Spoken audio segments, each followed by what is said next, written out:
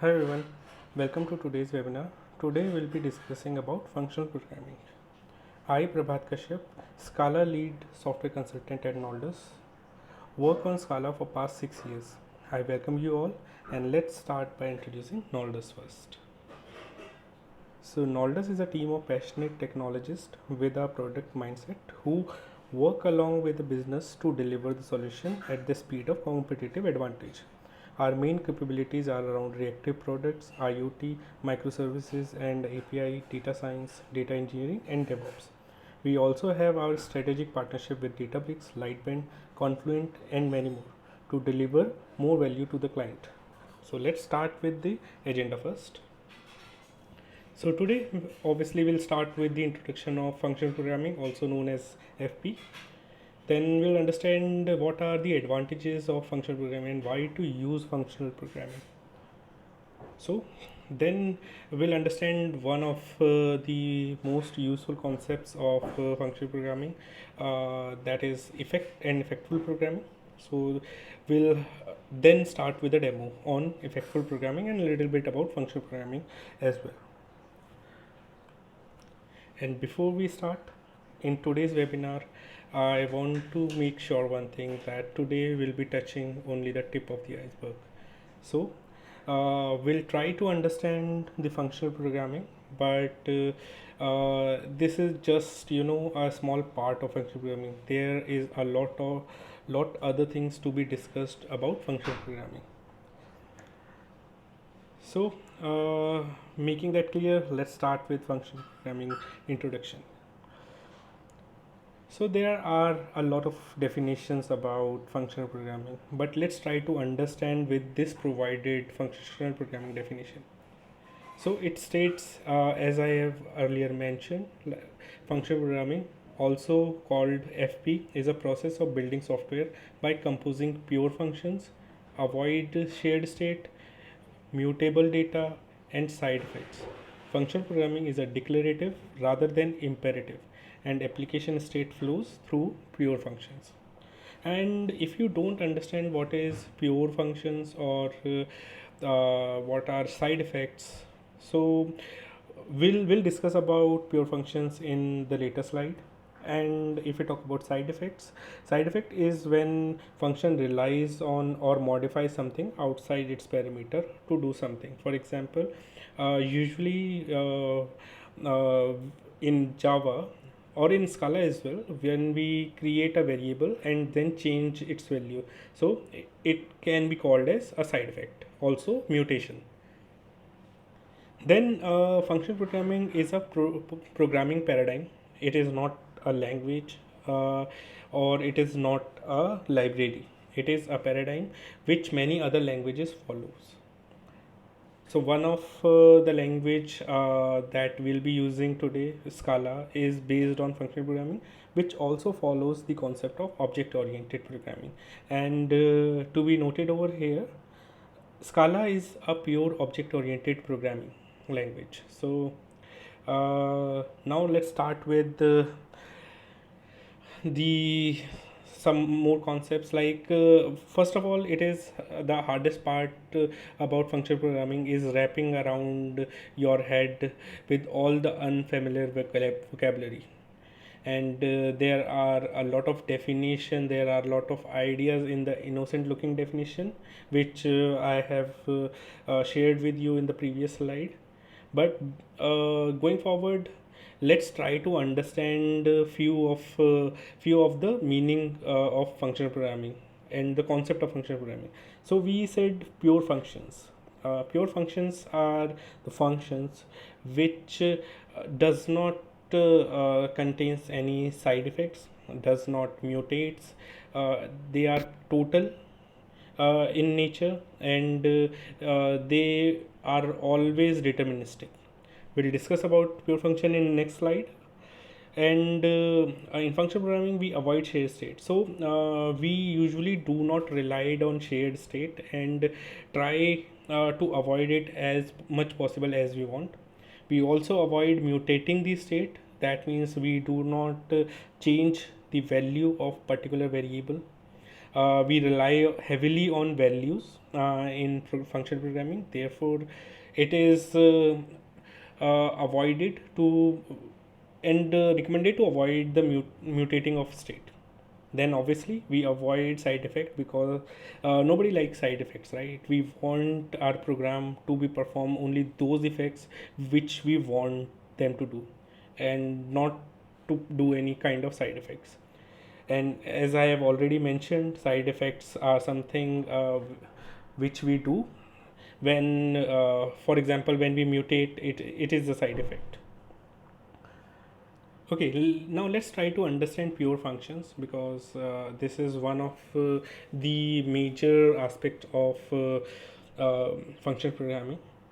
So it says, right, that as you can see over this image, pure function is a total function and it is not a partial function. That means it should be available for all the given argument range, right? So for example, if I'm taking integer, I'll be taking all the integer. It should not be limited to set of some integers. Then it is deterministic.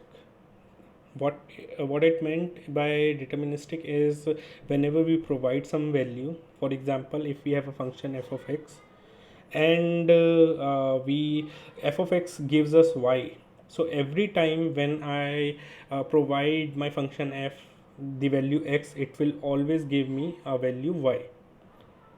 The one example of non-deterministic function is whenever you use a random function in your code. So it will always give you some kind of random values, and it is not deterministic. So therefore, it is not a pure function. Obviously, it should be pure and no side effects or no mutations. Then as it is saying over there, like no mutation, it should contain values. There should be no null is actually one of the biggest problem, not with just the functional programming, but also with the object oriented programming. It should contain no reflection and no exceptions. So no exception doesn't mean we do not handle the exception, or there are no exception as of, but we'll try to manage the exception or handle the errors in the functional way.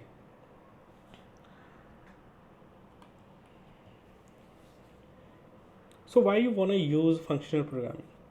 Obviously, use of pure functions, as we know now, right? The pure functions are the one of the most important aspect of functional programming. And when we talk about pure function, it always produce the same output, right? uh, for example, if I am giving addition, I'm creating a method addition, right, which takes two argument x and y. If I provide 1 and 2, it will always gives me 3. So it is a type of pure function. So and pure function again, it should not rely on the external value to affect its result actually. And since we use the pure function, it also ensure the fully transparent programming, right? So the strong demarcation between pure and impure function in functional programming language significantly enhance the degree of transparency achieved by these programs. Then we have lazy evaluation. So we when we start our programming and we are coming from object oriented world, we usually have a habit of using eager evaluation, like whenever we call a function, it will give me the value whenever I just declare it, right? But instead, in functional programming, we prefer to use lazy evaluation, which means whenever the function is called, right, then only it will evaluate the particular expression. So this helps us like only storing the values when needing, and avoid any repeated evaluation of the function programs input. Then we have enhanced readability, since we are talking about pure functions. We are talking about more declarative style. So we also says the right the readability of program enhanced by these features, because whenever you say this particular method, it gives you the result, always the same result for a particular input. So therefore you can easily understand your program or your code. Then seamless parallel programming, which is one of the biggest advantage of functional programming. Like we do not use uh, we do not use mutation, so there is no problem of any dirty write problem. It is actually very helpful when we do parallel programming. So it does not change the state of particular program. So scope of error is significantly diminished. Therefore these are the some of the advantages and why you should be using functional programming. So now let's try to understand the one of the concepts of functional programming, which is actually uh, very much talked about, monarchs. But today we'll try to understand it in a very simple manner. So a monad is just any class which implements two methods, map and flat map. So benefit of monads in Scala is they let you sequence a series of operation together. So for example, if you are using multiple monad of same type, you can chain them using for comprehension in Scala, or using flat map and maps. So if you know Scala, for comprehension is just a syntactical sugar. We'll discuss about it in demo. So these are just syntactical sugar for map and flat map. So now let's try to understand effects. Since we now understood what is your monads, so let's try to understand what are effects. So first of all, these are not side effects, these are main effects. And not to be confused, main effects means the main purpose of each individual monad. Means an effect is what the monad handles. For example, according to the definition given in the book Functional and Reactive Domain Modeling, option model is the effect of optionality. Future model latency as an effect. Try abstract the effect of failures, which manage exception as effect. So, uh, so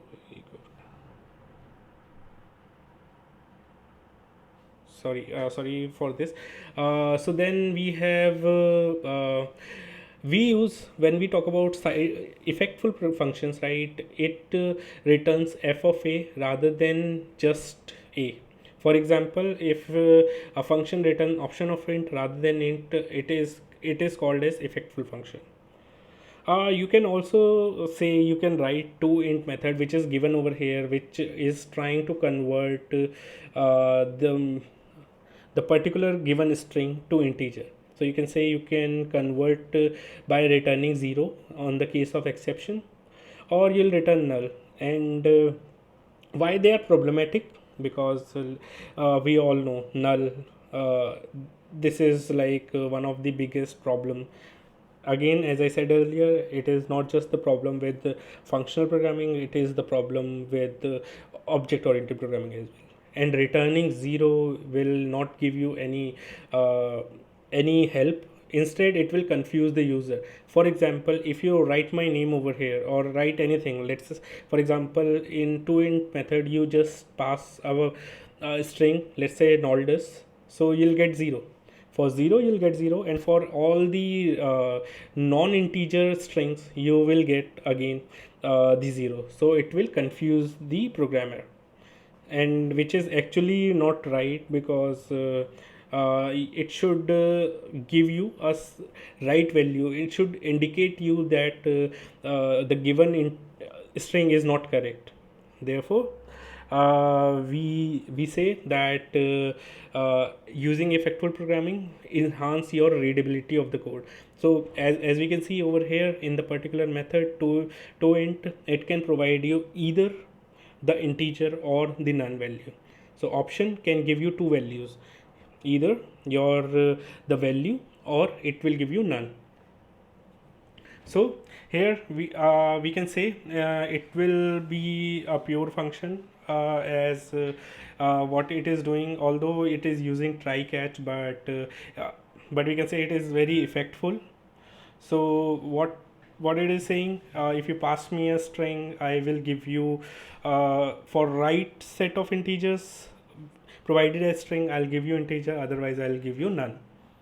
So let's start with a demo to try to understand these things.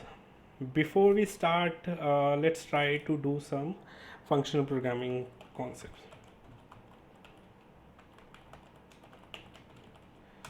Sorry for the long name. Let's try to extend app. So here, let me just move it to the presentation mode. I hope it is more clear now. So as you can see, in Scala we can use your main method just like Java, okay, or I can use this extend app, which is actually a trait in Scala. You can say it is just like an interface, not exactly, but you can say it is interface. And here we have already defined the main method. So now let's try to do some code over here. So let's try to create a method. Again, toInt method I am defining over here, which is taking a string, okay, and then it will return a int. So I'm just starting with it, I'll modify it accordingly. So s dot toInt, okay, and now the problem with this method is when I provide it something non-integer and let's try to run this, it will give me an exception because input string, it is number format exception.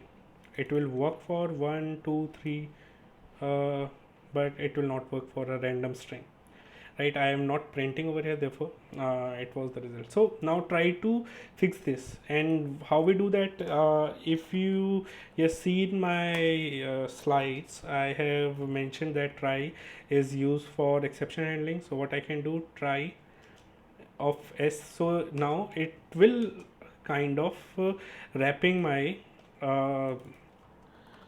result in try. So if I try to print this particular method over here, and again let's try to put noldes, so that will get the exception, and try to run this code. So you'll see we are still getting an exception over here, but it is wrapped around a failure, and it is not the exception thrown. So we wrapped the exception in a try method. Therefore now we have again it is wrapped into a monad, so we can say it is a functional or effectful method. Now in order to do it something like what we have done in previously, we can use pattern matching, a very powerful concept of Scala. So I can use none or I can use the value given. Right now just need to change the return type to option, and it will work. So value, yeah, so I need to wrap this around in sum of value. So you'll see that provided string will give me a none value. So this is just one example. Now there is also we said something about this chaining of monarchs. So let's try to chain this. Okay, so let's say we have a few values in option. So let's say 1 is 2 in 1, and 2 is 2 in 2. So if we try to give the definition of these two variable or values here, these are option of integer. So if I want to add these functions, I cannot use 1 plus 2 because as you can see, it is not actually a integer, or option does not support plus method by default. So what we need is to basically iterate over or get inside the wrapper of option, get the value and get the value of both of them, then add them and then return the value in option. So let's try to do this. What we'll do, we'll say let's now change the name option opt just for the sake of naming convention. Now I have one opt, then two opt, then yield. I am yielding the result 1 plus 2, and if you see, this one will give me a value of integer type, this 2 will give me the value of integer type. Now if I say value result is equal to for comprehension, so I'll get the value again in option of integer, and if I try to print the result I'll get 3, sum of 3. So this is one way, but I have also mentioned one thing, the same type of Monarch. So I cannot do something like this. I can use only options over here. The first one will determine whether you want to use which kind of Monarch. So if I try to do something like this, let me just define one more, 3 try, and what we will do, try of int and 2 not 2 int, try of let's say 3.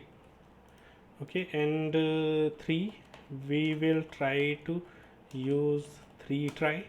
So it will say that required option found try, because this for comprehension will not let you chain the different types of monarchs.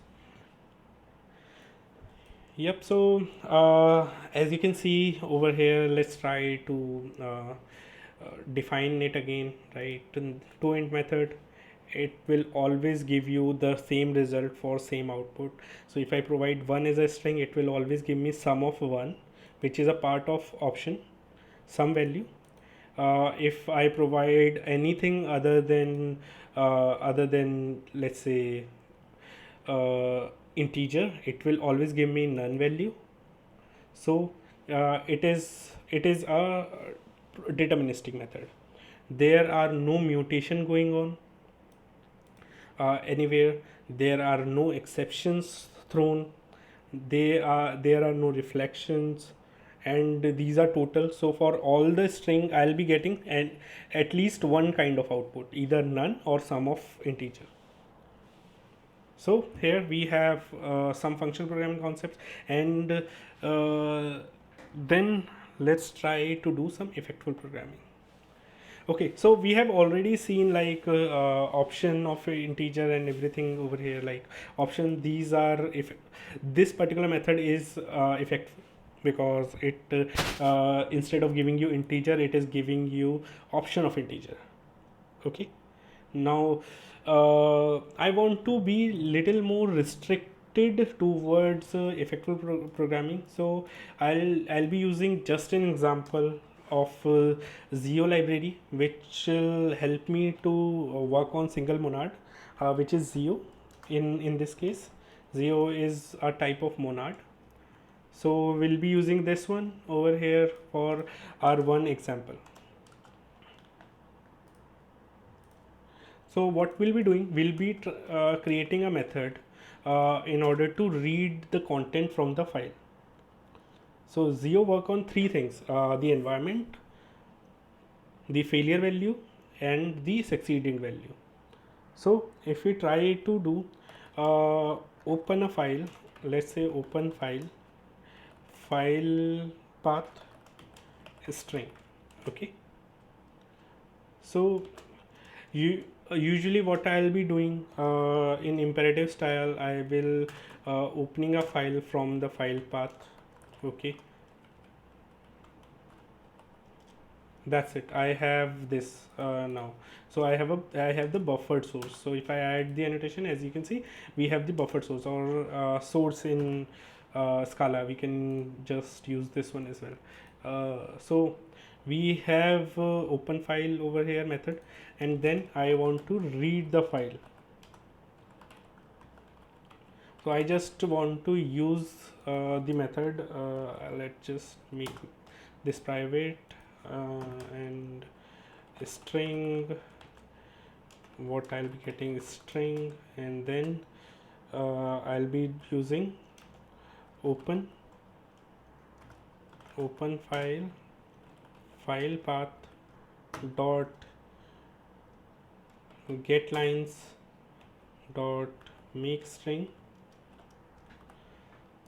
This will works fine, right? Extends app, and let me try to, well, file content equal to read file, and let me try to give some random value, and let's see what will happen. So before that, I'll try to read this particular file. Okay, this particular file over here. This particular method will obviously it will run because I haven't printed anything on the console. So you'll see it will print in a right way, but if I do this, it will again goes in error. So no exception, that means this is not functional enough. So what we need to do, we can convert this particular file. So we can wrap this in try, obviously. So instead of source, we'll have effectful function try. Okay, then before this, I can say I can again use the pattern matching over here. Okay, let me just remove this one. If the value is, let's say, if I get the exception, okay, what I'll be printing, I will be giving exception dot get message. Otherwise, I'll be giving value dot get line. See, similar thing, right? It will give me a string, or I can use some or none again. So in order to do that, just use none, some over here, wrap this in option, and we have our function over here. So now this is a effectful function, so it gives me none. Although you are not able to understand, because none is actually not representing me the correct way, like what I'm getting, but it is actually doing the work which required. To basically fix this, we can use either or try. We have different ways to do that. We can simply use try over here, or we can use you can say the either function over here. Let's try to, as I mentioned earlier, let's try to use 0 to be more effectful. So and why I'm emphasizing over 0 is the problem is still, even the function is effectful, there is one problem with this particular code. What we have, that we are not closing this particular file. So how we can do that? So in order to do that, we'll first need to remove this, the type, obviously, then this. Okay, now whenever I'm opening a file, I will be using IO. Okay, IO is again a data type. So let's just open, although I can use effect blocking over here, but just for the sake of simplicity, I'm not using it. File path, Okay, and then I am saying refine or die to IO exception, because it will give me.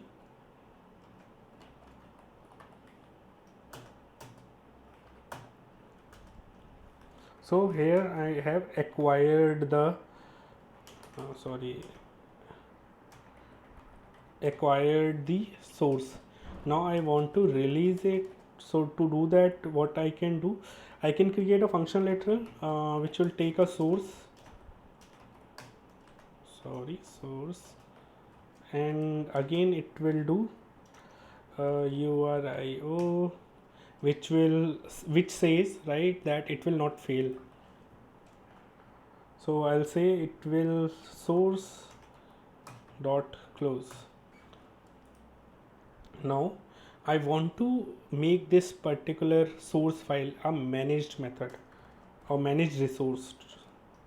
So what I'll be doing, I'll be using Zio managed in order to use this, make this first I'll acquire it, and then once I have used it, I'll release it. So you'll see over here the data type will become Z managed. uh, let's try to use effect blocking only here. Effect,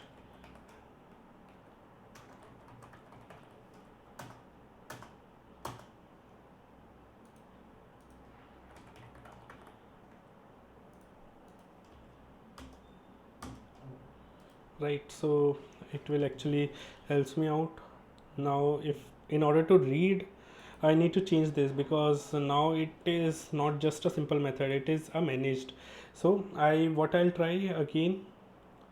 Instead of doing something like this, I will be opening a file, open file with file path, which will give me a Z managed. I will use this, right?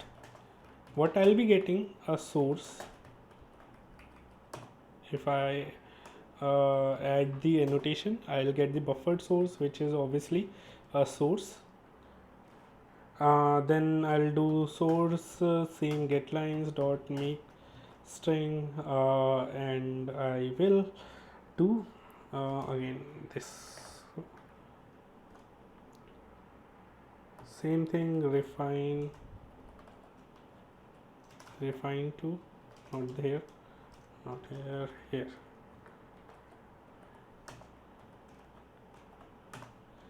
So see, this is giving me exception because error because of this. So now if I add the type,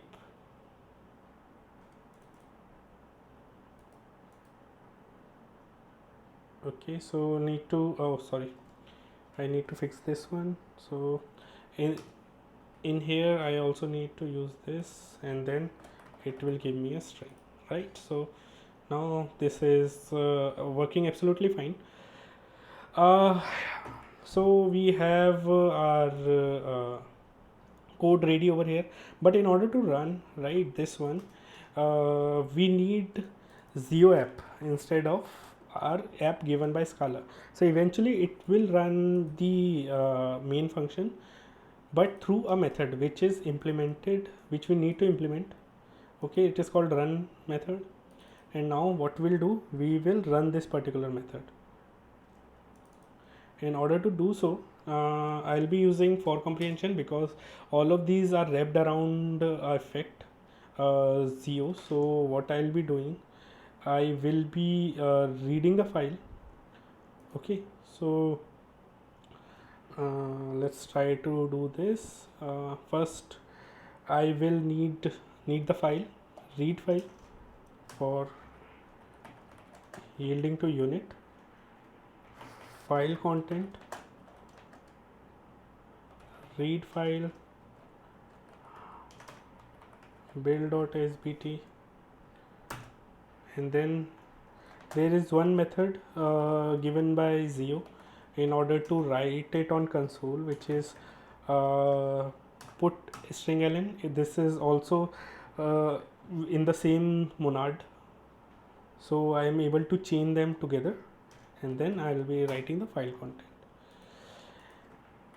And we need to provide an exit code, which is already provided by Zio. So not here, here, we need to provide the exit code.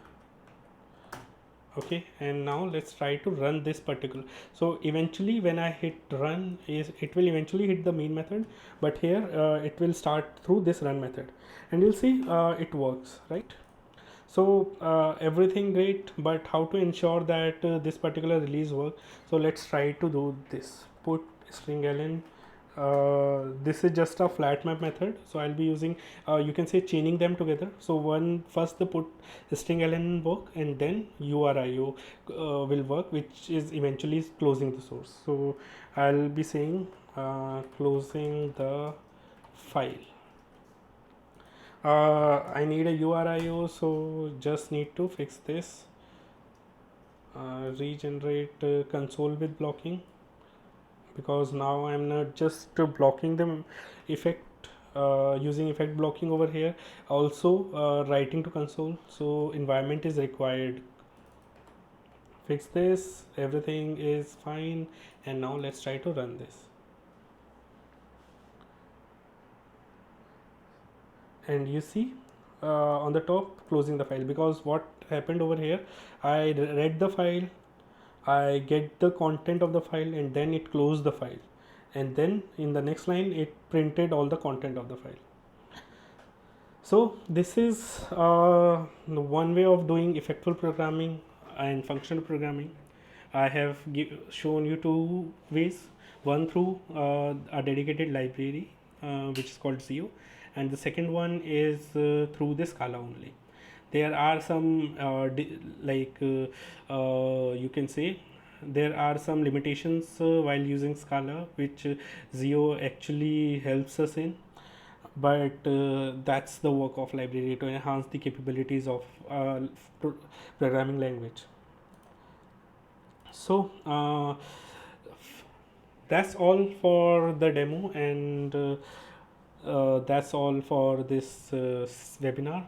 uh, Here are some of the references that I took, like read from elwillalexander.com. It's a very good website. I took help from Zeodev as well, which is the library which I have used for reading the file, and obviously I googled a lot. So thank you for your time, and I hope you like this session. If you have any question, please mail me at prabhat.kashyap@noldes.com. I'll be happy to help you out. And again, thank you for attending this session, and have a nice evening or day wherever you are joining from. Thank you.